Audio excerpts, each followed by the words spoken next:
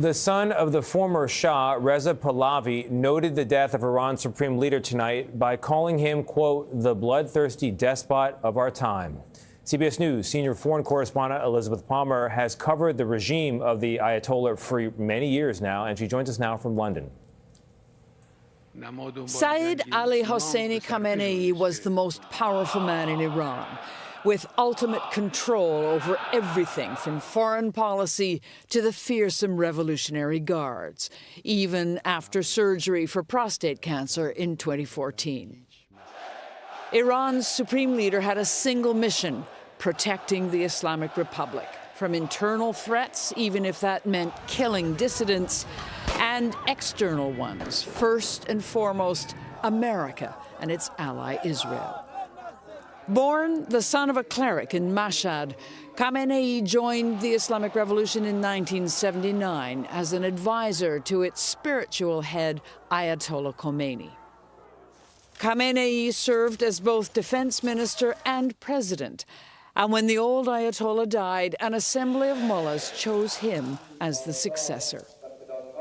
His mistrust of America was anchored in the CIA's role in overthrowing Iran's government in the 1950s. It grew when revolutionary students took 66 Americans hostage in their own embassy in 1980, and the U.S. reacted with fury and sanctions.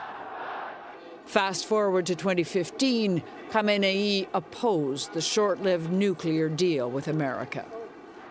In latter years, internal protests gathered force against Iran's government and, once unthinkable, the supreme leader himself.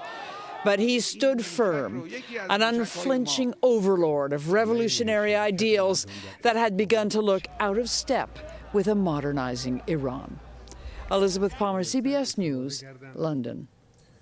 CBS News Middle East reporter Courtney Kealy spent more than 15 years reporting from cities across the region there. Courtney, now that the Ayatollah is no longer with us, according to President Trump, what comes next? Is there a clear successor? Well, there's supposed to be, according to the Iranian Constitution, Article 111, there's supposed to be 3 people in charge right now, the head of the president, who is still alive, and an important cleric, whoever that may be, name unknown, and somebody from the defense forces and the judiciary. Now, there have been a lot of people killed, not just Khamenei. I'm looking at Ali Larijani, who's probably the most veteran of this regime, who's not a cleric. After they go to this three person that's taking over, then they go to the Assembly of Experts. About 88 religious clerics are supposed to then designate who the leader is. But don't forget the decapitation strikes that happened in June. They hid the Iranian Revolutionary Guard head then, and they just named a new one, and then they hit him again. Ali Shamkhani, who was also head of the Defense Council, he was killed. So there's a level of successorship that runs down the defense that's gone. But Courtney, what you're describing is a successorship that is still a theocracy, still essentially the regime. It's not freedom at hand, as the president's talking about. So is there a journey from there to there, or are we just back to where we were with a theocracy that's going to pursue a nuclear weapon? Right. We have to wait and see, because do they have the power? Is the Iranian Revolutionary Guard still intact? Is it splintering? Will the besieged fight? Will the army continue to fight? They've just lost another head of it. Is Ali Larijani in hiding? Is there anyone that can keep this intact? And that's what also these airstrikes and this war have been trying to do, is create these chasms within all of the levels of the Iranian Revolutionary Guard. Most of the top leadership was killed in June.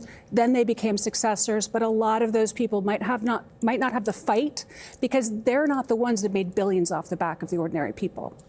There are lawmakers here in the U.S., and there's reporting from military officials suggesting this is not going to be just days of fighting. It could be weeks of strikes. What are you hearing? And, I mean, there's never been really successful regime change without boots on the ground.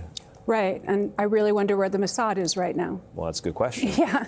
And we knew they were on the ground in Iran, and they infiltrated the truckers, and they hit places and buildings in June from the ground. Now, what I'm also looking at is the arsenal of ballistic missiles. They have to come up above ground and use the launchers to fire it. Israel took those launchers out in Iran. Not all of them, maybe 50%. I did talk to an expert in ballistic missiles. He said, look at the short and medium range and where they're hitting. Now, we have seen some hit soft targets, but we're not seeing a lot going yet. And in the next coming days, we have to watch. Will they retaliate? Will this regime stay intact?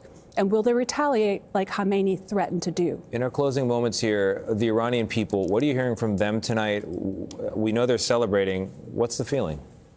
It's an incredible dissonance that they had to choose war over a regime, but they were willing to do it. Thank you, Donald Trump. Thank you, Benjamin Netanyahu. Thank you, America. It's not death to America after they killed the leader. The Americans and the Israelis did it. It's not death to Israel and death to America. It's thank you. It's a new day dawning, but very early days, very, very early days. So we'll have to see what comes. But it's the Iranian people that have been telling me over and over and over again, we want this. We're not regimists. We're not Islamic. I don't even say, oh, my God, to my Iranian friends because they don't want God to be any part of this. Wow. Courtney Kealy, 15 years reporting on the Middle East, joining us tonight for some reporting and analysis. Thank you very much. Really appreciate it.